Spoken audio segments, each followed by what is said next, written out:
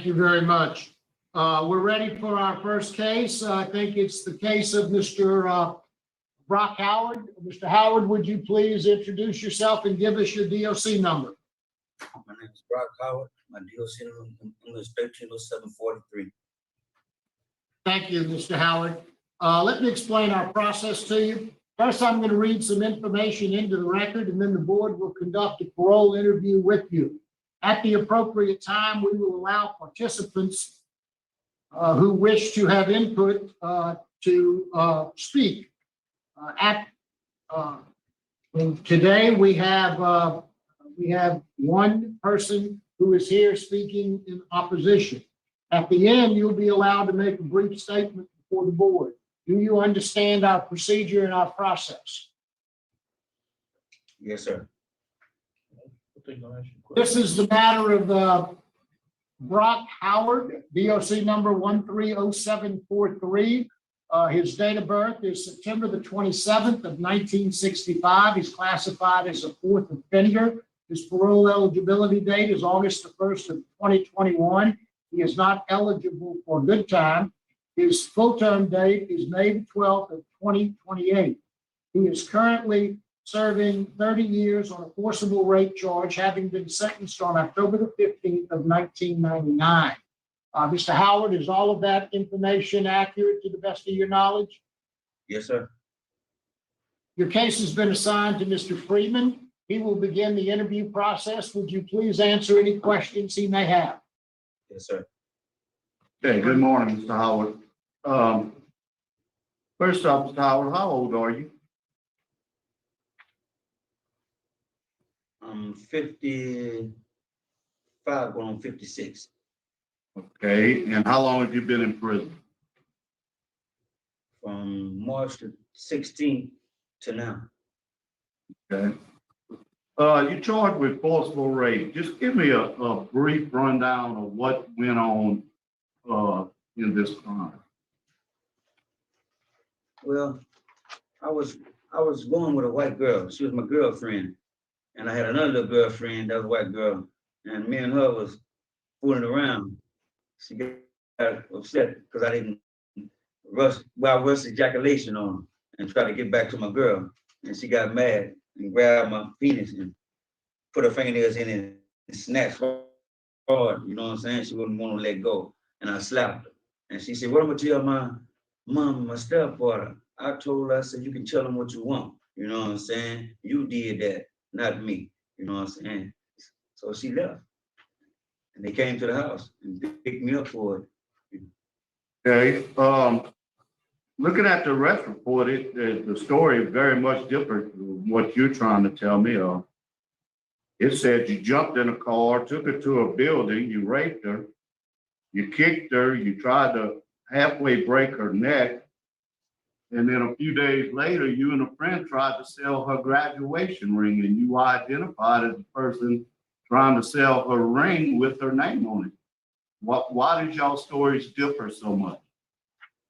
But she admitted that she consented to the sex in the trial. Okay.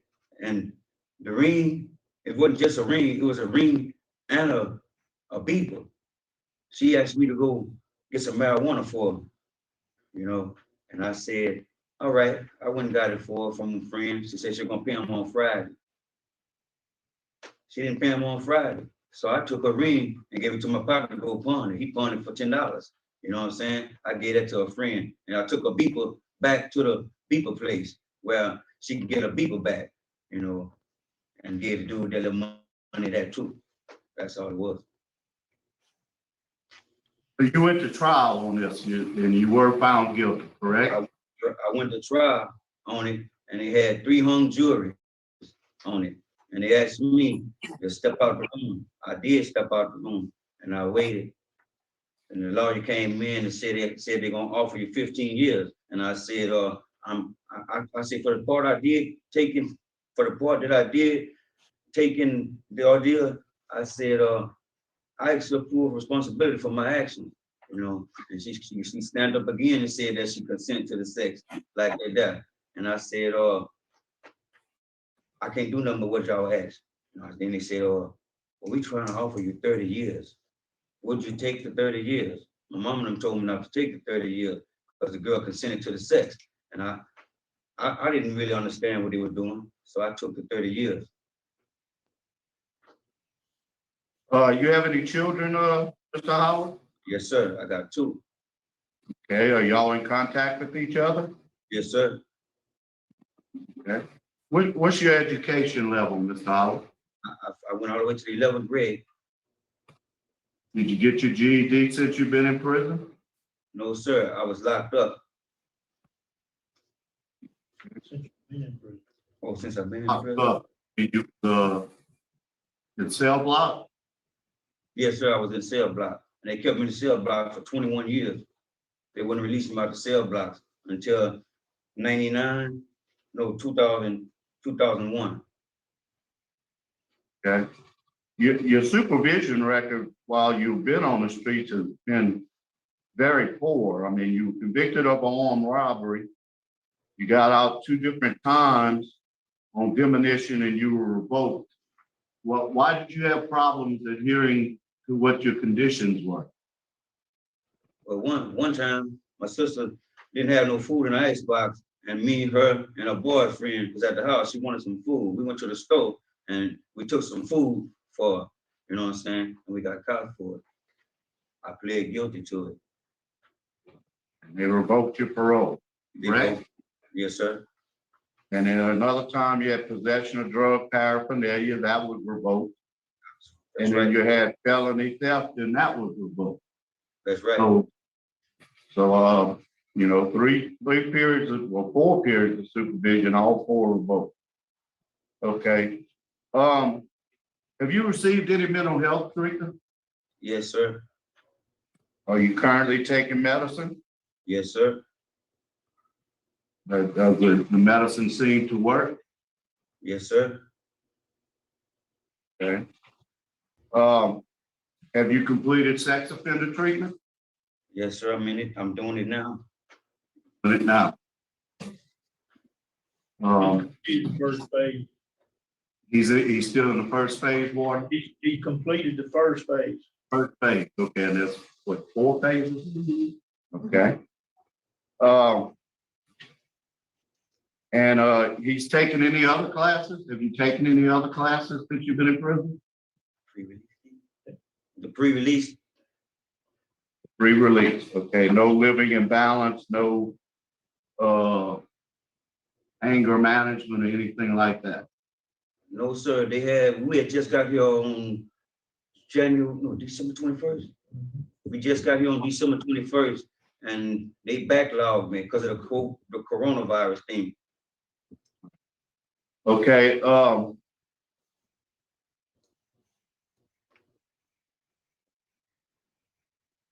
you have a strong victim opposition. You also have strong law enforcement opposition, which is, you know, that's part out of your control. Did you ever do drugs, alcohol when you were on the streets? Yes, I smoked marijuana and I drank beer.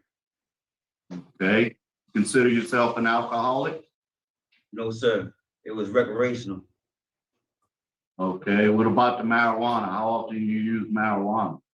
I heard you pouring that ring because y'all was trying to get some marijuana.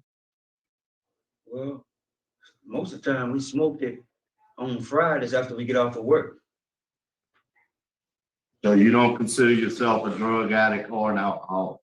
No, sir.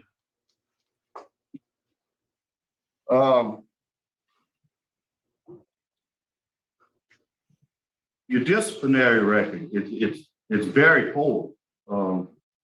Your last write-up was 3/17/21. That was for a ag disobedience. What was that about?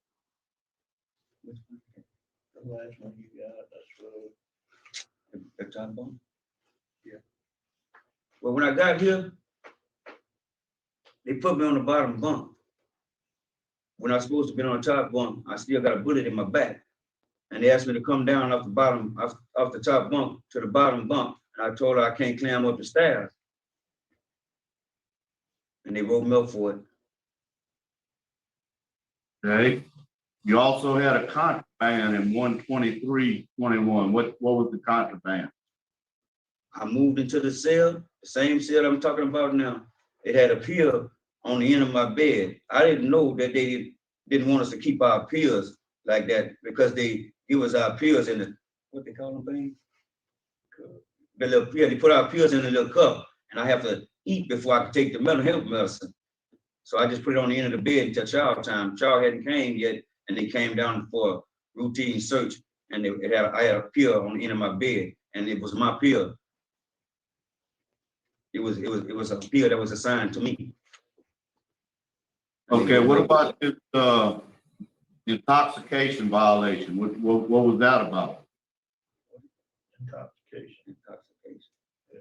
Well, one day I was sick in the cell and they came inside the cell. I was throwing up and they said that I was intoxicated. I don't know what they said about when I went to the hospital, but I wasn't intoxicated.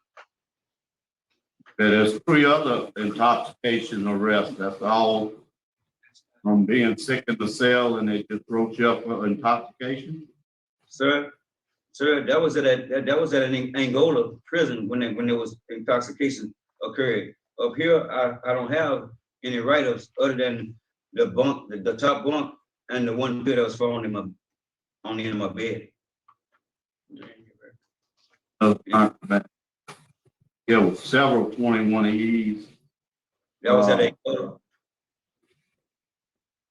All of that was at Angola? That was at Angola.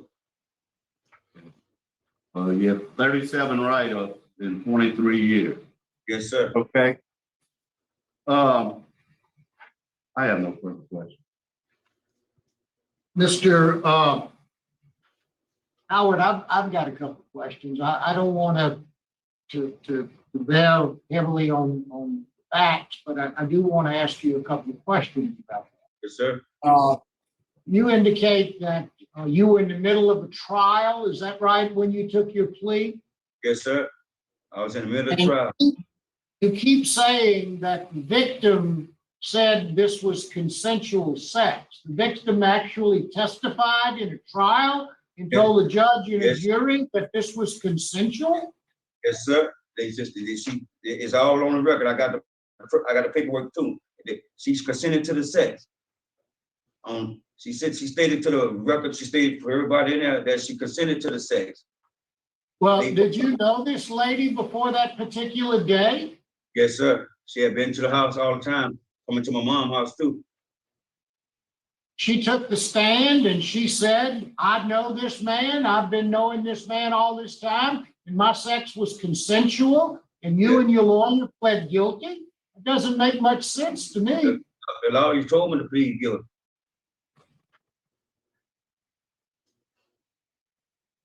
You know, part of what we are here today, Mr. Howard, we don't really litigate the old facts, but if someone is being dishonest and not telling the truth, that goes a long way with me. I can't speak for the rest of the board. So I'm having trouble believing what you're telling me now. So is that your story? Is that what you're sticking to? You say this lady actually took the stand and said this sex was consensual, and I've known this man for a long time? Yes, sir. She said to in the courtroom. In the courtroom, they asked her, did she consent to the sex? And she said, yes, she consented to the sex. Is that because you had a knife on her or something like that? I didn't have no gun. I didn't have no knife. You didn't hurt her in any way? I slapped her.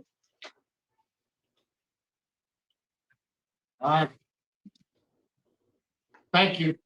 Yes, sir. No. We do have opposition. Let's, Ms. Martin. I know it's been difficult for you to hear what you've heard. If you'll unmute your microphone and tell us what you'd like us to hear, ma'am. Well, first of all, I want to say that everything coming out of his mouth is lies.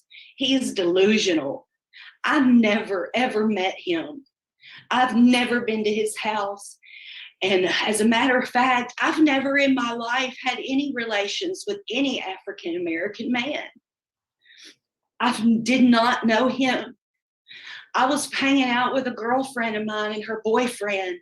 And because I was the third wheel, I volunteered to go pick up cigarettes and ice cream.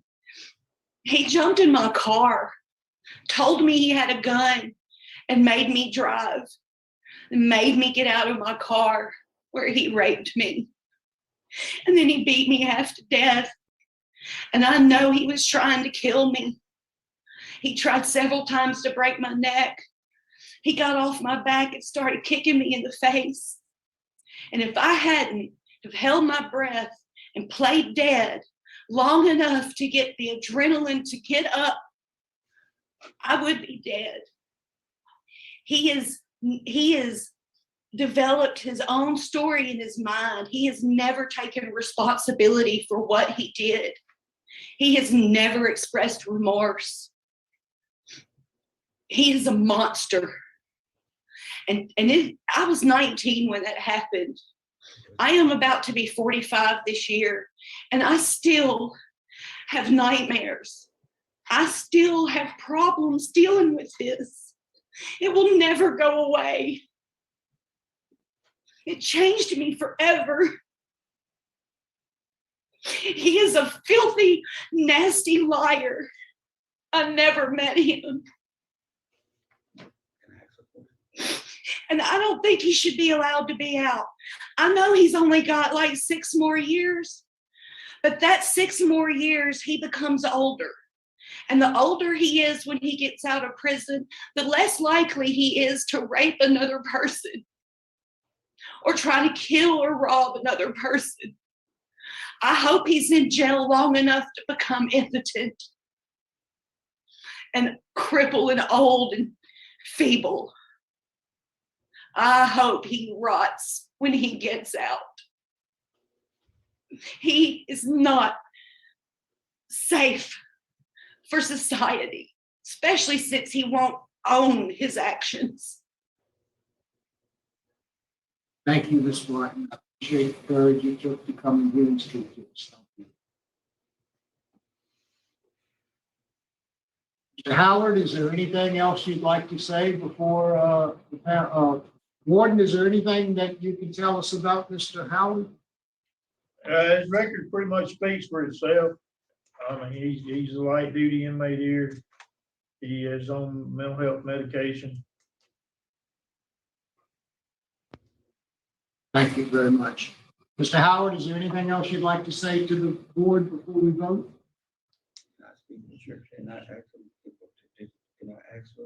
No, you can't ask her. If you need to say something to them, you can say something to them. Mr. Howard, if you're going to speak, you need to speak to us. Do not speak to the victim at all. All right, okay. I understand. Yes, sir. I want to ask you the question. Can you look into the record? Who are you talking to, Mr. Brock? I'm talking to, who's that right there? The parole board. Okay, go ahead. Can you look into the record and look at the transcript yourself and see what went down in the courtroom? When they asked, did she consent to the sex? She said she consented to the sex. They asked her, did we smoke marijuana together? She said, yes, she smoked the marijuana together. The transcripts ain't gonna lie. Read the transcripts. They had 3 long drinks. Sir? Anything else you'd like to say? As far as you to them for making parole. All I can say is that I've been rehabilitated. I'm not causing any more trouble. And I want to be out with my mom because she died and I need to get out there. But if the good Lord deemed it's sufficient, then let his will be done. It ain't too much more I can do or say except for the record, except look at the transcripts. Thank you, Mr. Howard. Appreciate your comments. Yes, sir. Okay, Mr. Howard, first off, I think you, in my mind, you've been totally dishonest today. You have a terrible supervision record. You have a terrible prison record. All law enforcement are strongly opposed, as well as the victim, who I would like to thank for having the courage to to speak to us this morning. You cleared up a lot of things for us. And I vote to deny. Thank you, Ms. Jackson. Mr. Howard, you're not ready. You're not ready. You've been completely dishonest with this board today. I don't know if you knew the victim was going to be here today to dispute things that you were saying. You have a poor supervision history before you came to prison. You've had a poor disciplinary record in prison. You refused a lot of programs. You've only completed phase 1 of sex offender treatment. There's strong victim and law enforcement opposition. And today my vote is to deny your early release. Mr. Howard, first off, I'd like to thank Ms. Martin for the courage to be here today and to testify. Mr. Howard, I agree with everything my colleagues have said.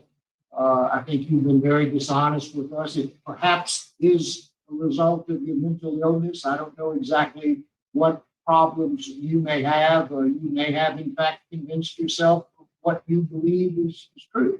But that is not what happened. And I think that, for all of the reasons said previously, my vote is likewise to deny. So good luck to you. Can I ask you a question?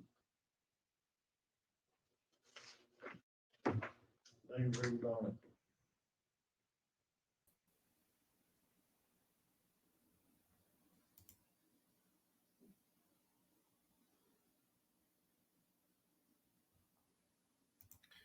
What a difference that made.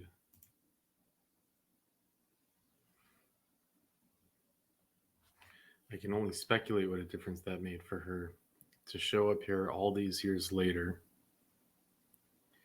and to set the record straight. And then to have the board treat her with the most utmost dignity and respect, and to have her testimony put this delusional, as she said, monster in his place. And we have seen many hearings where the board does not do that for the victims. So it's important to call it out when they do and look at it as a reference. So when you see some board members not do it, it's like, no, they can do it. There's no legal blocker. They don't need to be impartial to the victim. They always have the option to do it.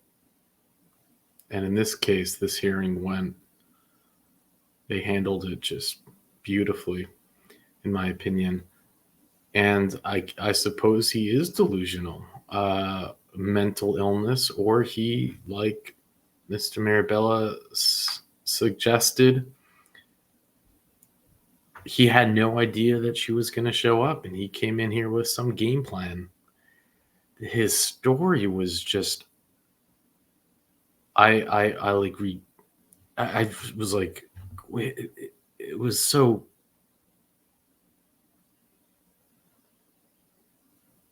bizarre. I don't want to repeat it, but in his mind, it was two women, and it was like, what are you saying?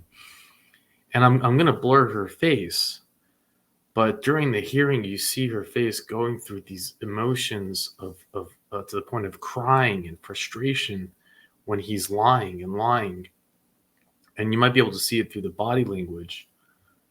But then, as you see it shift, she takes back the control over the monster, and she said everything in here. It was a mic drop moment for her. She said everything in here that I think a lot of us are thinking. if we can just have him in there for 6 more years, it can stop him from hurting other people.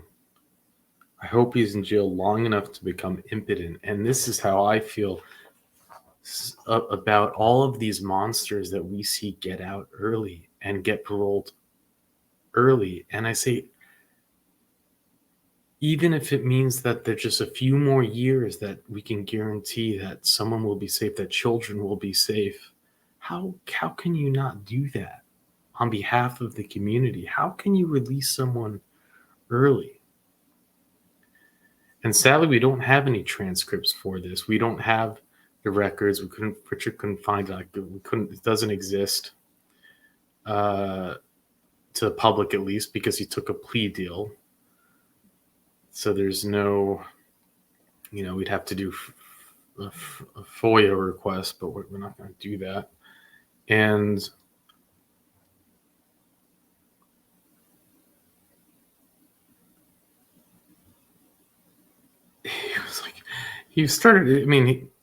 they offered me 15 years, but I said no. So I took 30 years. I was like, what are you saying? He goes up there saying she completely consented to it. I just slapped her. 30 years. In Louisiana, if you get 30 years, it means it was bad. And that was the plea deal.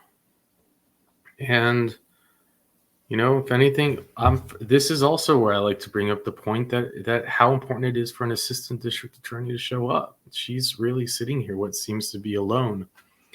Thankfully, he had no supporters show up. It wasn't like 10 people in a room teamed up against her. And the board validated everything for her. And,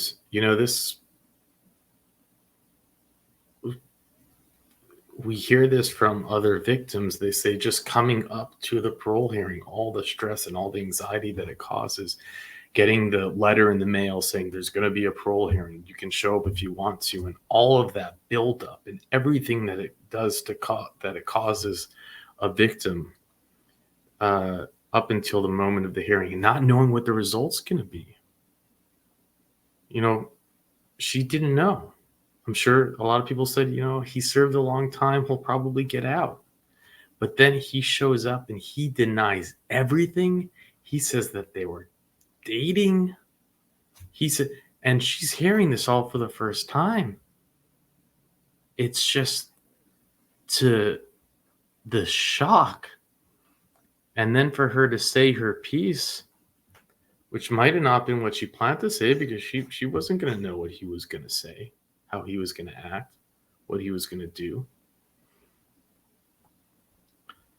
But she delivered it flawlessly. A mic drop moment for our survivor. And